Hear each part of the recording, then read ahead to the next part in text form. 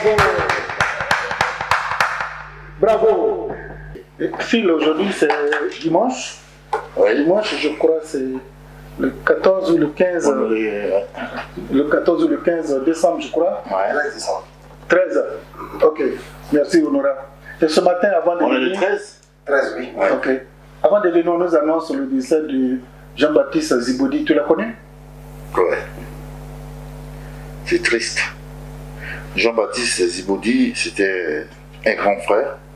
On a différents âges, n'est pas très énorme, hein, mais on est de la même génération. Un grand frère reste un grand frère. Un grand frère reste un grand frère. Il y a peut-être 3 ou 4 ans entre lui et moi. Mais c'est quelqu'un, c'est le genre de mec qui est toujours jovial. Hein? Tu prends toujours la vie du bon côté. Je ne l'ai jamais vu se clasher avec quelqu'un, être mécontent de quelqu'un. Oui, non, c'est vraiment... C'est douloureux. C'est une perte énorme. C'est une perte. Il a longtemps vécu en France ici. Au moment où il décide d'aller se reposer tranquille au pays, bon, voilà, il meurt, on va dire, assez jeune, même s'il a quand même eu du vécu. Mais bon, c'était pas vraiment le moment. Tout ce que Dieu fait. D'accord, bon.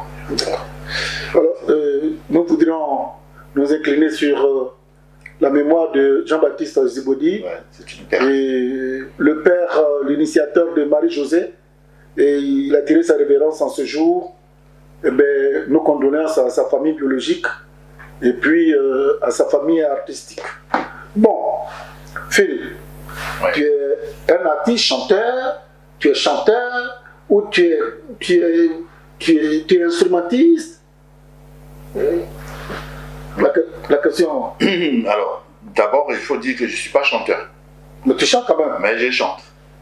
Alors, Je suis surtout musicien, instrumentiste, mais je peux me servir de ma voix parce que je chante juste, enfin j'essaie de chanter juste, mais je ne peux pas être dans le même registre qu'un chanteur tel Baïs Pinto, Louga François, ne citer que cela. Ernesto Didier, c'était pas un chanteur, mais c'est un gars qui chantait juste. Ernesto Didier, c'est d'abord un instrumentiste, c'est un guitariste hors pair, et c'est un arrangeur hors pair, et c'est un musicien hors pair.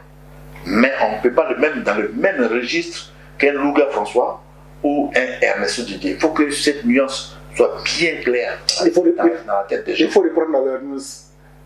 C'est-à-dire que nous, Il y a des gens qui chantent juste, comme moi j'essaie de le faire. Ernesto Didier, il chante juste. Jimmy Hyacinthe, il chante juste. Mais ce n'est pas typiquement un chanteur.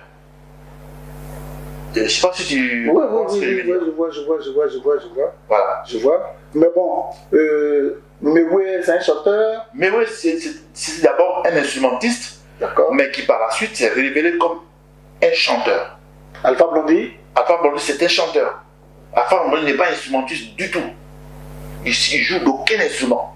d'accord. Tout ce qui est, par contre, c'est quelqu'un qui crée des mélodies, et puis des mélodies à base sur la base d'un instrument. Il peut fredonner ces mélodies sur le vocal instrumental, et puis il va demander aux musiciens De traduire. de les traduire dans les faits. D'accord.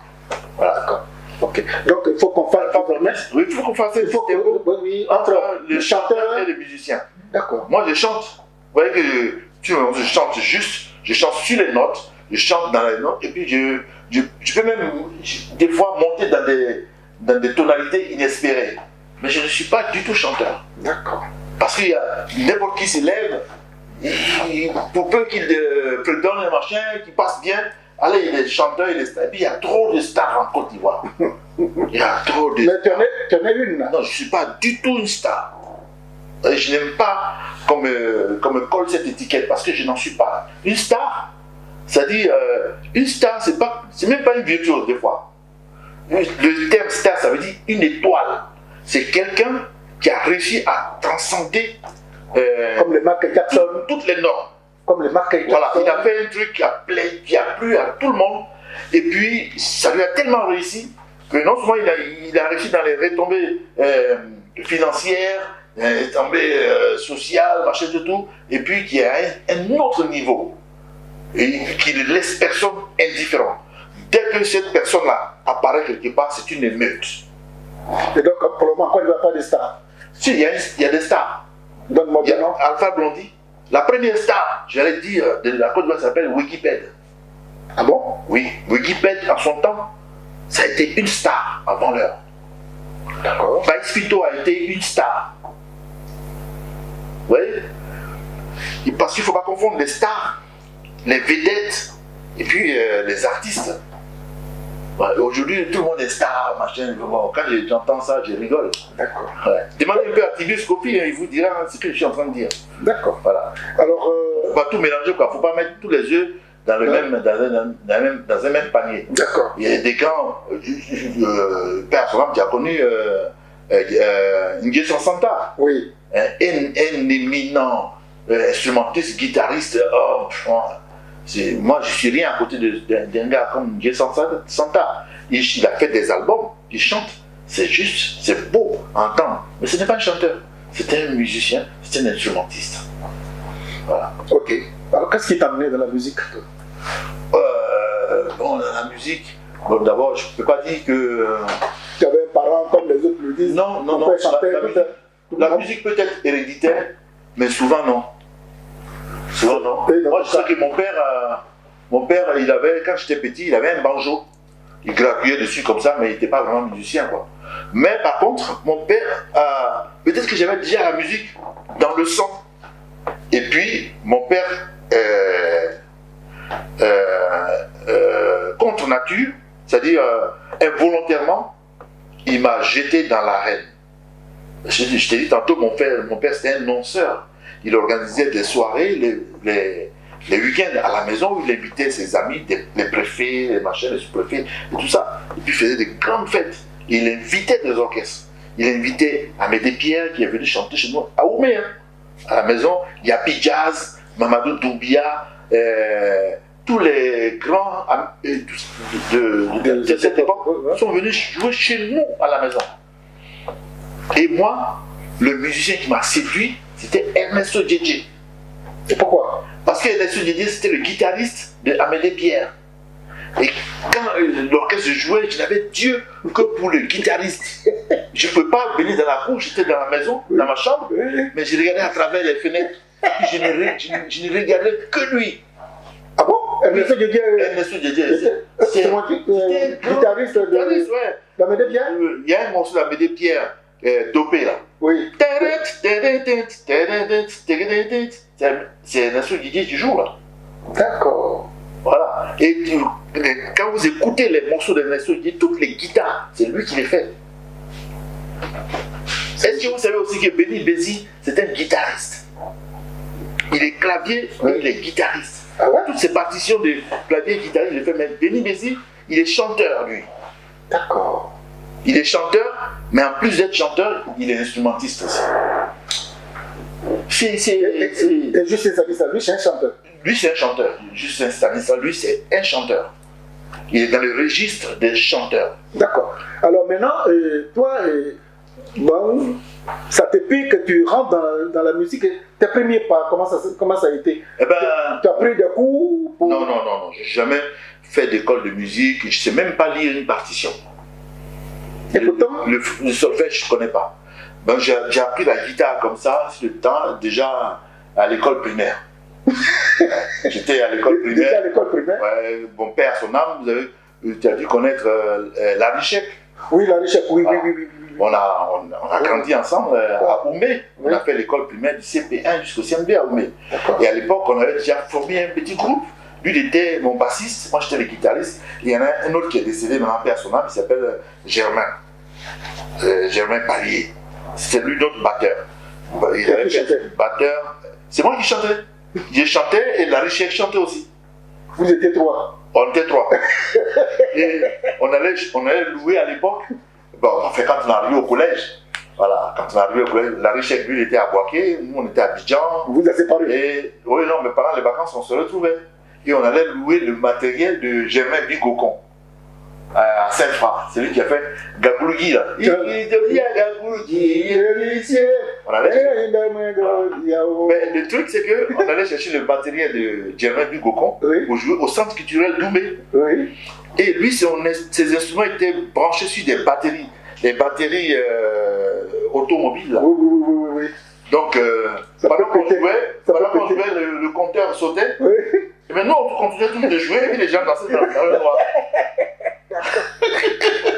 Alors, tu fais tes premiers pas comme ça. Voilà, donc j'ai fait mes premiers pas comme ça. Et puis, bon, j'étais à Abidjan, j'étais au collège, machin, tout.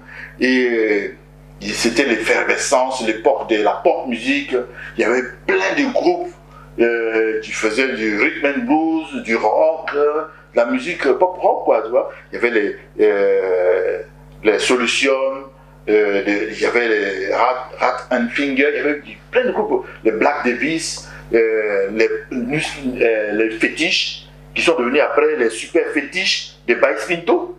Il y avait les Dinaru de Jimmy Hyacinthe, il y avait les Dance Music de Wikipédia, et il y avait un tas, il y avait les Solutions. Et je me rappelle que moi j'étais au CG Garçon d'Adjamé, et dans notre école il y avait des musiciens des Solutions. Et quand on faisait les kermesses, ils venaient jouer. Et moi, je n'avais Dieu que pour ces gens, j'étais fou. Et donc, j'ai appris la musique à fond. Je ne me séparais jamais de ma guitare. Si bien que, pour mon époque, je suis devenu comme une espèce de virtuose. Et tous les orchestres d'Abidjan me sollicitaient. Pour faire... Quand ils rentraient en studio, il y avait un studio à Koumassi, le studio de Madame Oro. Je ne connais pas. Donc les musiciens de Jacqueline Noël m'appelaient. Jacqueline Noël. Tu as même joué avec Amédée aussi. Amédée, ouais, mais je ne pouvais pas être musicien permanent puisque je faisais mes études aussi. Oui. Donc c'était que pendant les vacances scolaires, je venais vers ces gens et puis j'étais avec eux, je jouais avec eux.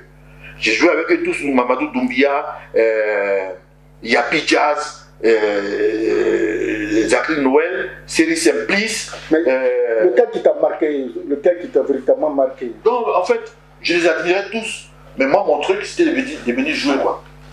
Tu vois, j'étais... Tu n'attendais rien d'autre que... Je n'attendais rien, des fois... C'est un plaisir. C'était un plaisir. Des fois, j'allais jouer, on me donnait 100 francs ou 200 francs. Et tu te contentais de ça? Voilà, je me contentais de ça, et puis je rentrais. Et mon plaisir à moi, c'était d'écouter ce que j'ai fait à la radio. Quand ça passe à la radio, je dis à mes copains au quartier, c'est moi qui joue là.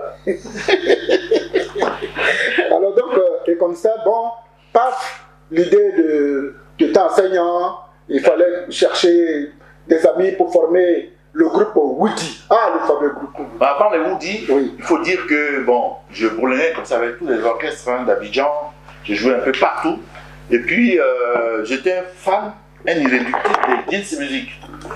Et les dance music jouaient dans une espèce de boîte de nuit qui était gérée par John Malik, un autre musicien, un autre artiste musicien de l'époque. Et tous les dimanches, les gars ils jouaient là. Il y avait la mouture des dance music à cette époque, c'était Pedro, Delès, Jean Delès, et puis Chris Depagnon à la batterie. Et puis un jour, Delès a fait défection. Après la mi-temps, Delès a disparu. Et Pet cherchait un bassiste pour le remplacer. Bon, donc il y en a un premier qui est venu, le petit frère de Delès, qui s'appelle Pierre Delès. Mais bon, il n'assurait pas tout à fait, c'était pas tout à fait ce que voulait Pet. Mais ce que les gens ne savaient pas, c'est que moi, j'ai maîtrisé le répertoire des dance music, autant à la basse qu'à la guitare. Donc j'ai levé le doigt comme ça, et puis Pet a dit, ah, tu peux jouer? J'ai dit, ouais, je vais essayer. Mais il ne savait pas que je maîtrisais son répertoire. Donc quand je suis venu, j'ai pris la basse. J'ai envoyé un premier morceau, impeccable. Il m'a regardé comme ça. Il dit, bon, on peut faire un deuxième? Il dit, ben allons-y. On a fait le deuxième pas. Il dit, bon, ben j'étais pas. Le malheur de certains, pas le bonheur des autres. Et c'est comme ça que j'ai intégré les dance music. Et j'ai joué 7 ans avec les dance music. Et c'est là que le grand public a commencé à me connaître. Parce qu'avec les dance music, non seulement on a fait des tournées, on a fait plusieurs tournées en Côte d'Ivoire, mais on faisait des émissions télé Et pour l'anecdote, je crois que le fait de mettre les caméras sur l'épaule est venu du fait qu'un jour, un samedi, on faisait une émission en direct. Mais on n'était que 3 musiciens. Il y avait Pedro, il y avait moi et il y avait Chris Desbagnon à la batterie. Donc à la télé là-bas, ils font des praticables comme ça sur lesquels les musiciens sont positionnés pour jouer. Et chacun avec sa caméra fixe. Voilà, chacun était censé être dans son champ. Voilà, dans son champ, avec des caméras braquées sur chaque musicien, vu qu'on était 3. Et puis on a commencé le truc, il y avait un public dans le studio B, là, la RTI, un public. Et quand on a commencé, vous avez notre public, le public rock, c'est des gars qui sont chauds. Quand on a entendu les sifflets, on a oublié qu'on était dans un studio. Et que vous étiez fixé. Donc on a bougé, on allait vers le public. Les gars étaient paniqués à la télé. Et puis Ben Soumaro est apparu. Il a crié, il a hurlé, caméra sur l'épaule, caméra sur l'épaule. Le seul qui était fixe, c'est le batteur, Chris Desbagnon. Les caméramans ne pouvaient pas rester fixement sur lui. Il a demandé aux gens de mettre une caméra sur l'épaule. Et puis ils ont mis la caméra sur l'épaule.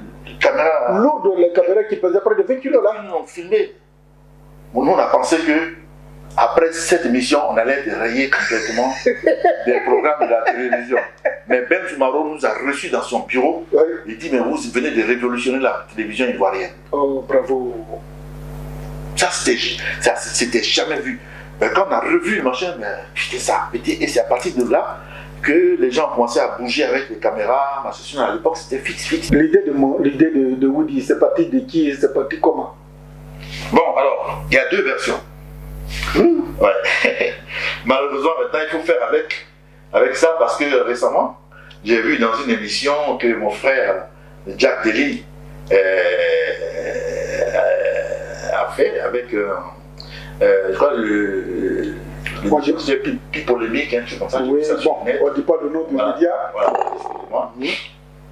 Mais bon, Jacques a dit un truc qui n'est pas faux. Mais c'est que, bon, ça prête un peu à confusion.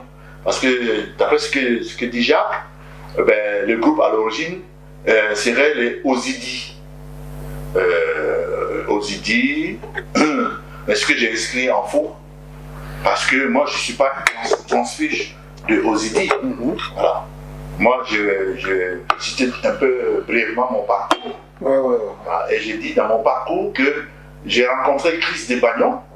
Dans les Guins Music, j'ai trouvé dans les Guins Music. J'ai joué avec Pedro des Guins Music, avec Chris à la batterie, pendant près de 7 ans.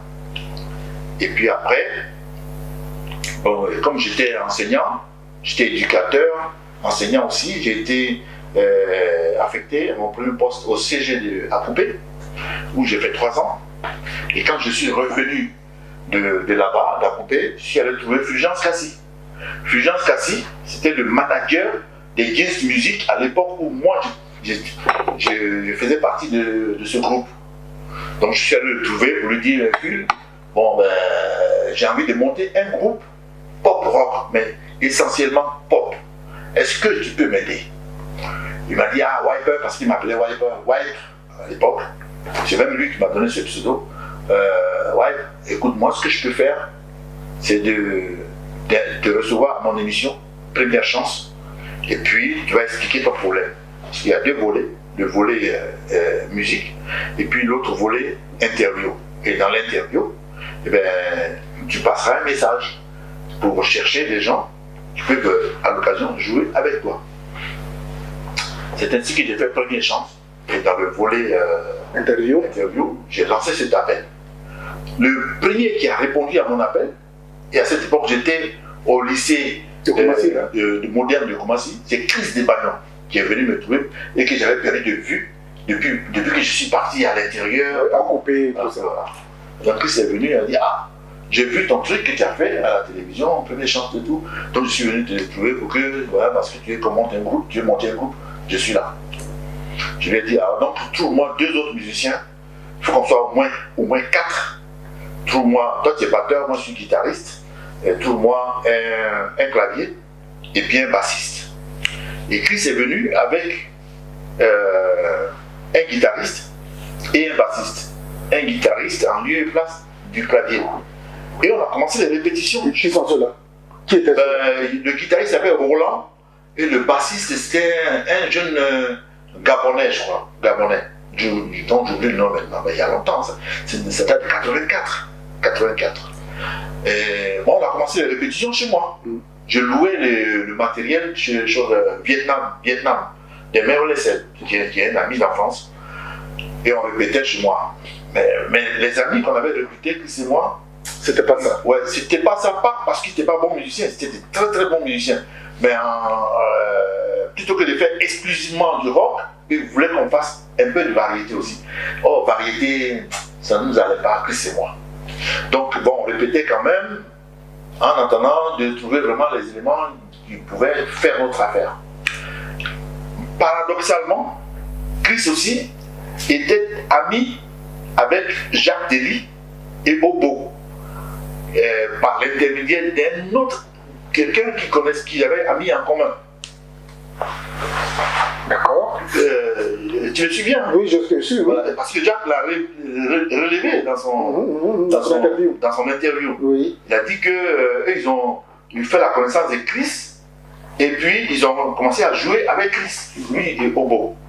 Et c'est ainsi qu'un soir, une après-midi, j'étais de passage chez Vietnam, parce que bon, on se fréquentait régulièrement. Et Vietnam m'a dit, ah, mais ton batteur, en parlant de Chris, il est ici avec deux gars que je ne connais pas, mais ils sont en train de faire une maquette. Donc je me suis assis, et puis j'ai écouté ce qu'ils faisaient à travers la porte, j'avais des relents de ce qu'ils étaient en train de faire. Et puis ça m'a parlé, quoi, leur musique. Donc quand ils ont fini, ils sont sortis, c'est là que je leur ai dit, ah, écoutez très bien l'histoire de Woody, hein. Ça m'intéresse, ce que vous êtes en train de faire. Et puis on s'est présenté, Chris m'a présenté à Jacques et au Beau. Je me suis dit, mais Jacques me connaissait déjà, parce qu'il m'avait déjà vu jouer avec les Jeans Music. Il m'a même dit qu'il était un fan de Jeans Music et qu'il venait à tous nos concerts. Et même à Boaké, tout ça, il nous suivait partout. Donc bon, il me prenait pour un Libérien ou à cause de mon code vestimentaire. Et ce soir-là, on a discuté de tout, et puis j'ai échangé quelques mots en BT avec Chris. Et ça m'a même étonné Jacques, il a dit, ah, il est BT. Je dis, ah oui, je suis bien BT, je suis ni Libérien, ni Ghanéen, ni Camerounais. Et bon, alors, moi je leur ai dit, ça me plaît ce que vous faites. Et moi, j'ai l'intention, Chris et moi, l'intention de monter un groupe. Machin, tout. Est-ce que je peux vous recevoir chez moi? Donc on est allé chez moi, on a écouté la musique, et puis l'idée du groupe est partie de là. On était en 85, hein. Oui. En 85. Et puis on a recommencé les répétitions pour aller vite. On a recommencé les répétitions à partir de là, 85 à Koumassi. À cette époque, j'étais à Koumassi, Sopim, Port-de-Raux, là. Voilà, j'étais là-bas. Donc on a commencé à répéter tout doucement, tout doucement, tout doucement. On a fait ça pendant un an. Hein. Bon, les répétitions, ça variait, hein. Les intervalles, c'était une fois tous les mois, ou bien 15 jours, ou bien des fois tous les 2 mois. C'était comme ça, quoi. Et puis, bon, quand les choses ont commencé à prendre vraiment forme, on a décidé de nommer le groupe. Donc on a fait des propositions et on a retenu celle de Chris Desbagnon. C'est lui qui a dit, mais et si on appelait le groupe Woody? Woody, et ça veut dire quoi, Woody? Garçon. Le terme Woody, ça veut dire le garçon plein qui ne recule devant rien. Le battant, le combattant, le guerrier. Voilà. Il faut le prendre dans ce contexte-là. Je pense que c'est. Après, c'est pour ça qu'on a appelé Babo le Woody. Parce que c'est un gars, c'est le canignon, c'est le gars qui est venu faire front au blanc. Voilà, des trucs comme ça. Voilà. Donc nous on a dit, bon, Woody c'est pas mal, on va s'appeler Woody. Les garçons. Voilà. Puis on a adopté ça. D'accord. Il n'y a pas une autre connotation derrière. Et c'est pas parce qu'on est tous bêtés. Parce que Jacques, d'abord, il ne savait même pas que j'étais BT. Moi, je ne savais même pas qu'il était BT. Mais il chantait en BT. Et je comprenais aussi. Tu vois. Alors, les gens nous ont toujours demandé, mais pourquoi vous êtes choisis ou bien quoi? Non, non, pas du tout. C'est notre affinité musicale qui a fait qu'on s'est mis ensemble. Et au départ, on avait recruté un clavier. Un clavier qui était, je crois, baoulé ou Agni, un truc comme ça. Mais bon, lui, pour des raisons d'études, Il nous a quittés avant même la sortie de notre premier album. Puis il est venu en Europe, je ne sais plus ce qu'il est devenu. D'accord. Voilà. Alors, donc c'est comme ça qu'elle est partie. Le truc des Woody, de Koumassi, on s'est transporté à Yopougon, où j'ai habité, parce que j'étais au lycée municipal de Yopougon. Ensuite, on est revenu à Cocody, parce qu'un temps, je suis venu au lycée classique. Et puis après, le groupe s'est transposé son siège au plateau, parce que j'ai habité au Bon, voilà. Donc, vous avez coupé avec Fulgence Cassi à cette époque-là? Non, on n'a pas coupé avec Fulgence Cassi. Fulgence Cassi est celui-là même qui a révélé les Woody à la télévision et à la Côte d'Ivoire entière. Et comment ça s'est passé? Parce que, bon, moi j'étais à Yopougon et j'ai découvert que chez Mamadou Doumbia, hein, avec qui j'avais joué précédemment, moi j'étais tout, je suis passé un jour, il m'a dit: ah mon fils, mais ça va, j'ai un studio d'enregistrement ici, un studio 4 pistes. À l'époque, c'était 4 pistes, c'était pas connu. Oui. Dit 4 pistes, donc si vous voulez faire un enregistrement, venez, c'est pas cher, machin de tout. Bon, je ne dirais pas le prix, mais il nous a dit: bon, vous soyez temps. Et puis bon, Jacques et moi, on s'est cotisé, on a payé, puis on est venu faire une maquette de 4 titres. Et après le mixage, machin, tout, ça, les résultats ont dépassé toutes nos espérances. Et à partir de là, on s'est mis à chercher un producteur. Mais tous les producteurs de l'époque nous ont chié à la gueule. Oh. Les grands producteurs, les Badmos, Maïkano, ils ne connaissaient pas le rythme. Ils ont dit: ouais, mais ça c'est rock, pop, musique, ça marche. C'est fini, c'est mort ça. Plus personne n'achète ça. Ah, le moral est sapé. Qui va acheter ça, machin? Bon, on n'a pas cédé au découragement. Nous on s'est dit: nous on veut faire ça parce qu'on aime. Et c'est là que nous sommes allés, Jacques et moi, trouver Roger Fulgence Cassi à la télévision. Puis il a dit: bon, Phil, on vient de faire une maquette, écoute ça, et puis dis-nous ce que tu en penses. Et dis-nous comment tu peux nous aider. Il a dit: bon, ok, bon, ben repassez demain, le temps d'écouter la cassette, puis je vous dirai mon ressenti. Donc le lendemain soir, nous sommes repassés à la télé, à 19h, et ce jour-là, on a bien reçu, on a bien mangé ensemble et tout, dans son bureau, avec toute son équipe, les 302. Et puis il nous a dit: bon, écoutez les gars, moi, je n'ai pas encore eu le temps d'écouter votre cassette parce que je suis trop occupé. Oui. Donc repassez, soit demain ou dans 2 jours encore, machin, laissez-moi le temps vraiment d'écouter. Ok. Donc on est descendu, et au moment où on allait monter dans nos voitures, au portail à l'entrée, on a vu Cissé Image.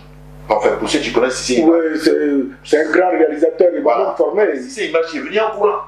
Il dit: les gars, je vais vous vendre de la mèche. Gardez ça pour vous. Depuis que vous êtes partis hier, nous, on n'a pas dormi jusqu'à maintenant. À cause de votre cassette. Hein? On a écouté que ça. Toute la nuit, toute la journée. Je vais regarder comment je suis fatigué. Et puis on s'est déjà vraiment regardé. Non, t'es sérieux, hein? Alors que Phil vient de nous dire qu'il n'avait pas eu le temps. Non, c'est parce qu'il ne veut pas vous rendre la cassette. Il veut l'écouter encore. On dit: ah, mais quand ça ne tient, même si c'est 2 semaines, on lui laisse le temps d'écouter. Bon, on revient, on va pas revenir dans les 2-3 jours, mais on va revenir dans 1 semaine. Et puis, 1 semaine, peut-être 10 jours plus tard, on est revenu à la RTI. Bon, et là, Fulgence nous a dit: bon, écoutez les gars, moi j'aime ce que vous faites, mais je ne peux pas me mettre à la place du public. Moi, je ne suis qu'un animateur. Donc, je vais faire une émission spéciale pour vous, pour que le public vous découvre. Donc, on a dit: on va faire ça en live. Mais nous, on a refusé.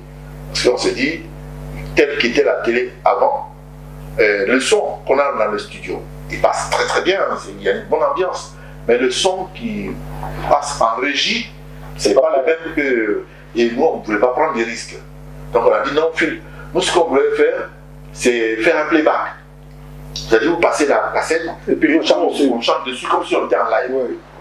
Il dit: bon, ben dans ces conditions, il faut que vous repartiez refaire dans le parce qu'il y a trop de petits bruits. Voilà, techniquement, il y a des bruits parasites. On dit: ok. Il avait une oreille, hein, Phil? Ah oui, ben, Phil, ben, c'était vraiment, c'est un homme complet. Lui-même, il est musicien. Ah, ok. Ouais, il tâtonnait la guitare, il faisait du piano, c'est tout ça. du clavier. Et puis donc, on est parti voir Mamadou Doumbouya. On arrive chez Mamadou Doumbouya, le vieux qui nous dit « Ah, les enfants, vous avez de la chance. Maintenant, la 4 pistes, c'est mort. J'ai eu 8 pistes. » Donc, on se met, on enregistre sur la 8 pistes et le son est nettement meilleur que ce qu'on avait fait précédemment. Donc, on finit ça et puis on revient voir Phil. Il dit « Bon, d'accord. Bon, ça, c'est mieux que là. On va faire l'émission. Donc, on va faire une émission LFK Show spéciale Woody. » On dit non, non, nous on ne veut pas d'émission spéciale pour le Woody parce que c'est notre premier passage. Si tu veux nous prendre en même temps que les autres artistes que tu as invités, on va jouer 2 morceaux seulement pour voir la réaction du public. Il dit ok, on peut faire ça, il n'y a pas de souci. Mais laissez-moi aller à Boaké, je vais faire pour le carnaval de Boaké. Et puis, à mon retour, on va au programme. Sauf que Phil, il est parti. On devait se retrouver 15 jours après. Hein. Il est parti pour le carnaval. Et puis, on nous a annoncé qu'il était pas mal, il était malade, il avait pas lu, machin. Donc, il est allé se reposer un peu au village. Et puis, ça a pris du temps. Donc, chaque fois, nous, on repassait à la télé, voir abondamment des débats. Donc, Phil revient de Boaké, au lieu de venir directement à Abidjan, il va au village. Ouais, parce que, à Kokumbo, et on vous a dit qu'il était très souffrant, il avait un palu. Voilà. Donc, oui.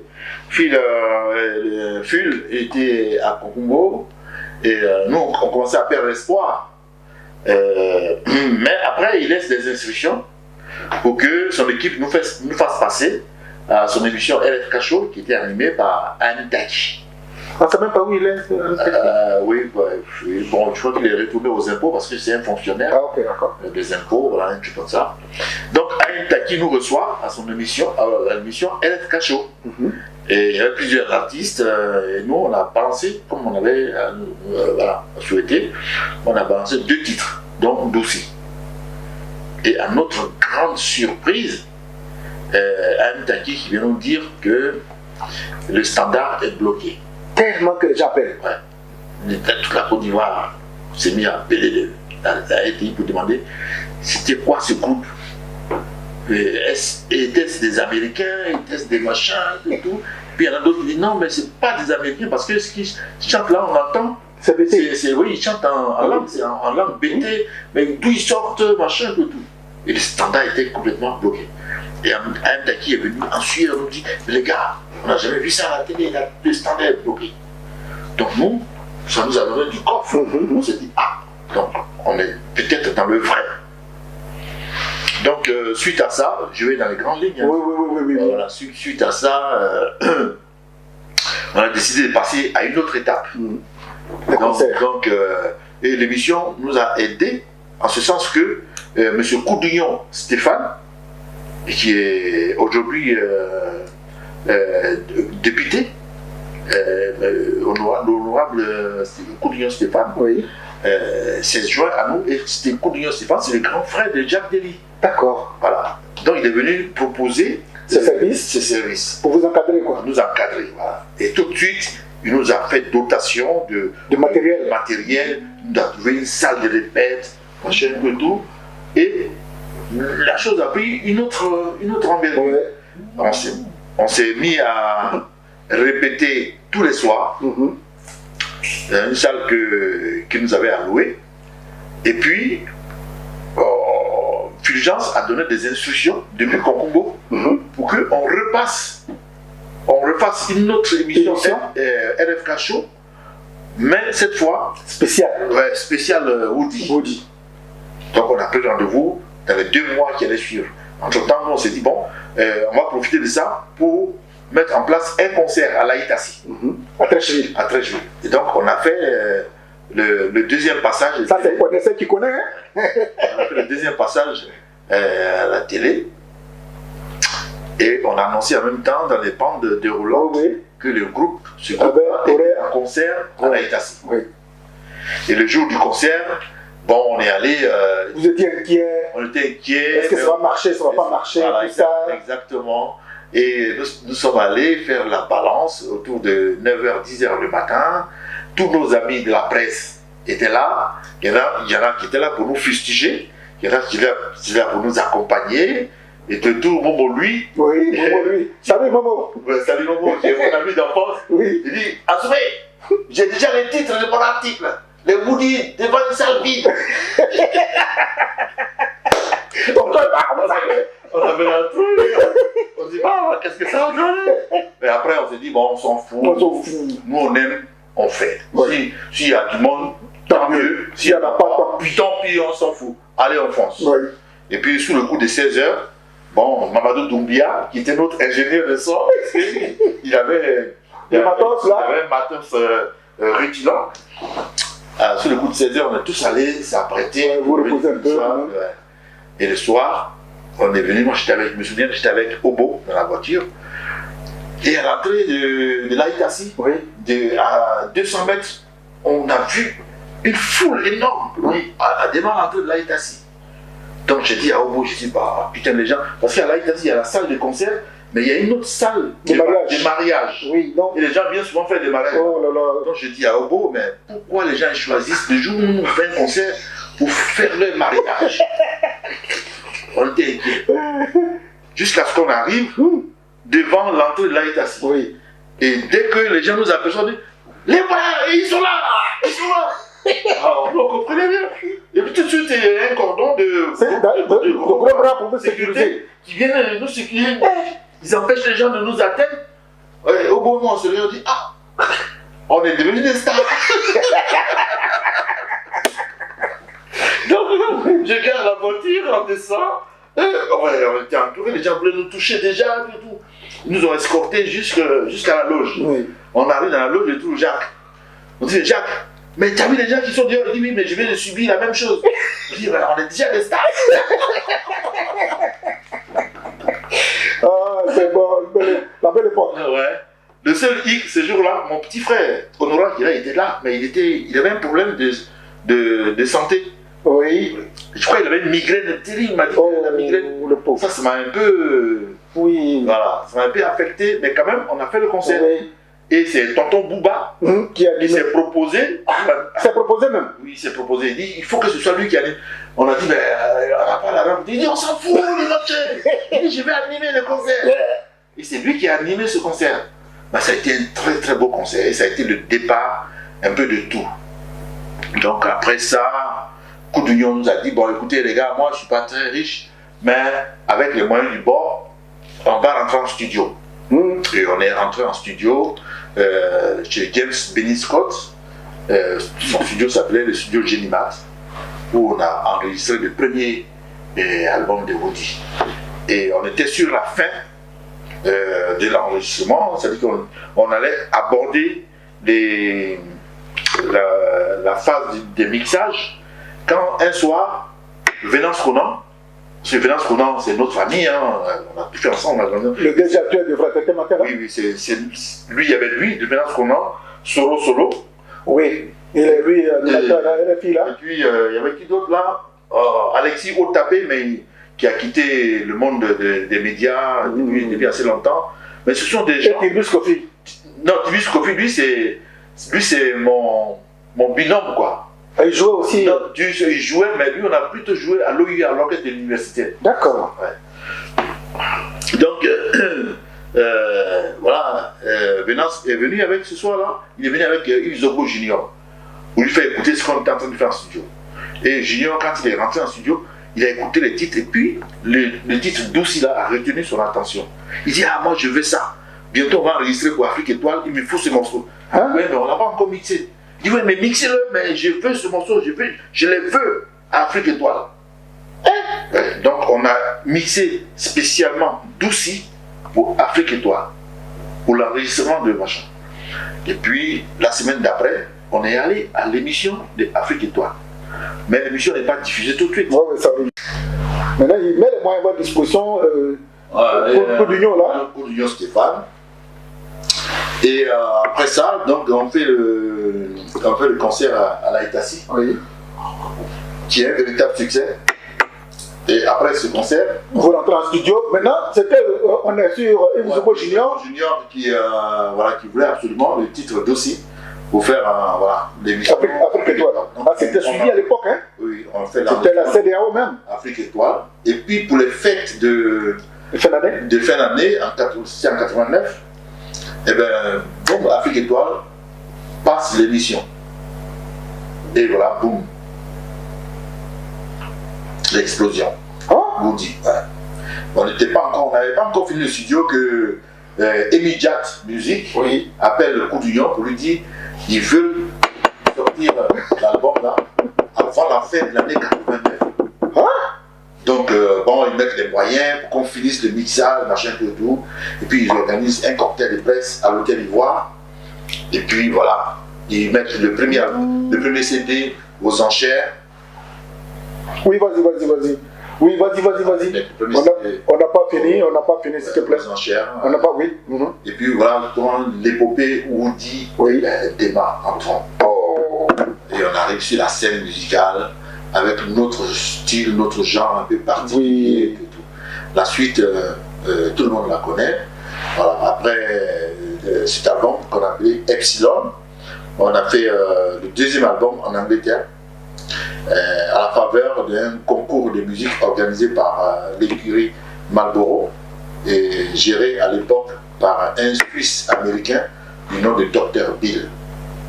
Voilà. Et sur plus de 200 orchestres enregistrés, les Woody sortent vainqueurs de ce chant. Et voilà, pour récompense, on va enregistrer en Angleterre. En Angleterre où on a enregistré le fameux morceau Picasso. Oh poisson, nyame molo, oh poisson, et puis à Wallacé que j'ai fait tout à l'heure. Voilà. À partir de là, bon, ça a été l'épopée Woody, on a fait des tournées en Europe ici et tout, voilà. Et puis on a enregistré, je crois, 2 autres albums ici en France. Dans les années 96, 97, 98, on a fait tout ça. Et puis, bon, il y a eu un petit relâchement. Voilà. Et suite à ça, bon, en 99, moi j'ai décidé de partir. Ouais. J'ai décidé de venir en France pour des raisons familiales. C'est pas cassé le groupe, quoi. Non, le groupe n'est pas cassé, le groupe existe toujours. Oui, mais c'est plus ça, quoi. Le groupe... L'esprit n'y est pas, quoi. Ah ben, je ne sais pas si l'esprit n'y est pas, mais bon, j'ai pu entendre de la bouche de mon frère Jack, dans cette émission-là, les People Unique, que ouais, puis la ne fait plus partie du groupe. Ben, si c'est une façon de m'éjecter du groupe, bon, ben, c'était peut-être une information ou bien un message qui me passe, j'en sais rien. Mais bon, je crois que autant opportun, on aura l'occasion d'en parler parce que nous, dans les Woody, on règle toujours nos problèmes en famille. En famille, ouais, il n'y a pas de problème. D'accord. Donc, vous retracez un peu l'histoire, la genèse du groupe. Voilà ce que voilà ma part. Et puis vous revenez à Abidjan. Maintenant, vous faites des concerts, vous descendez en Hélico. Mon vieux, c'était à la sortie de Awalessé, quand on est revenu d'Angleterre. Ben, on a été accueillis en grande pompe à l'aéroport. Toute l'équipe de Marlboro était là avec une pléthore de 4x4 Marlboro et tout. Les médias, la télé, tout ça. C'était bien, quoi. Ça a été une belle époque. On a fait le premier concert au Parc des Sports de Trécheville. On est descendu en hélicoptère. Après, on a fait un autre concert au stade de l'université d'Abidjan. On est descendu une seconde fois en hélicoptère. C'était quand même inédit. Hein. C'était quand même inédit. Personne n'avait fait ça. Jusqu'à présent, je ne pense pas que... Il y en a qui en ont fait. Alpha Blondy a fait un truc comme ça. D'accord. Tonton Bouba aussi, il a fait un truc dans le cadre de son émission. Non, pas de la musique. Pas de la musique. Ah oui, d'accord. Bon, alors, Phil, c'était juste pour que, directement ou indirectement, on te découvre à nouveau. Et quels sont tes projets maintenant? Puisque ce que tu nous as égrené, ça t'a quand même laissé des séquelles indélébiles. Maintenant, quels sont tes projets? Bon, je dois dire à propos de ça, je dois dire que quand on fait partie d'un groupe, soit on est identifié pratiquement au groupe, Et à partir de là, il est difficile de gérer une carrière solo, ou alors c'est totalement le contraire.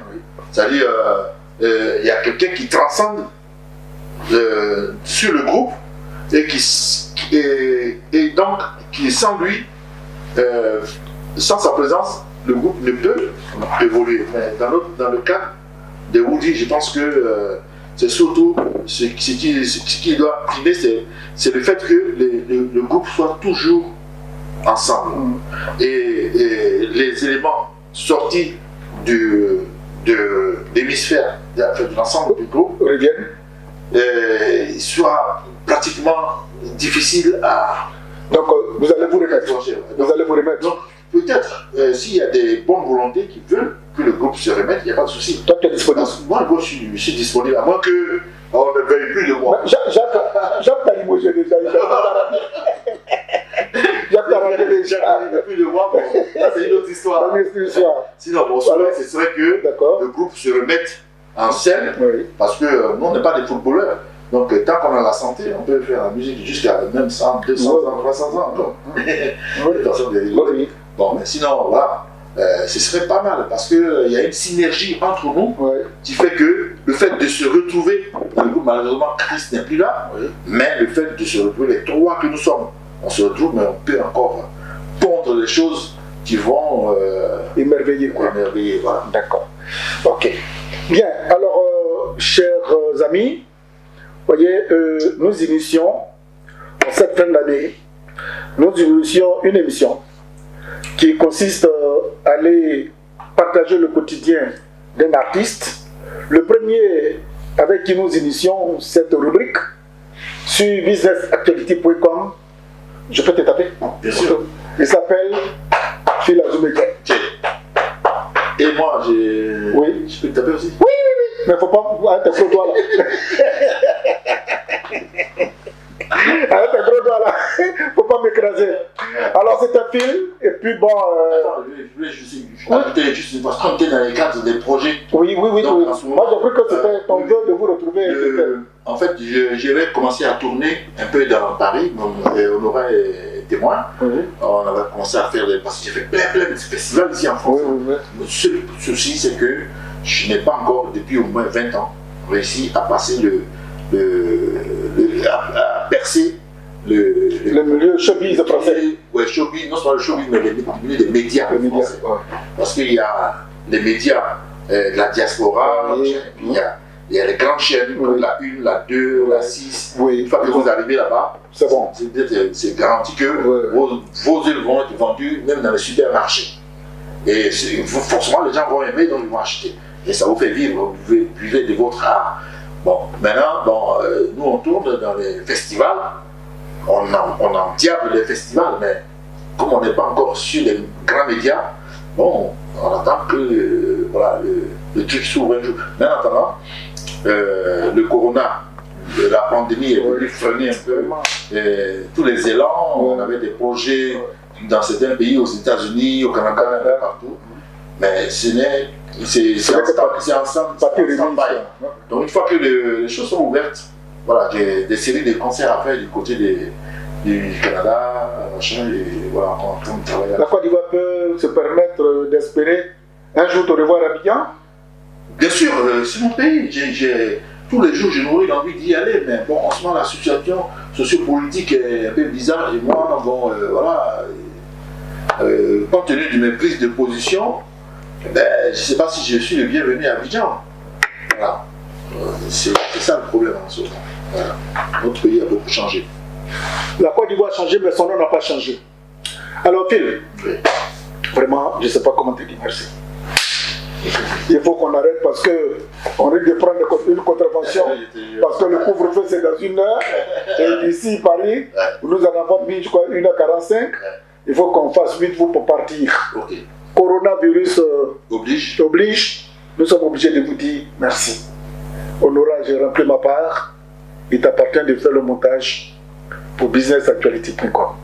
Joie les tiens et Phil Azoumé, ça rentre dans l'histoire et l'histoire parlera de cette rencontre. Peace and love. Voilà. Peace and love. Peace.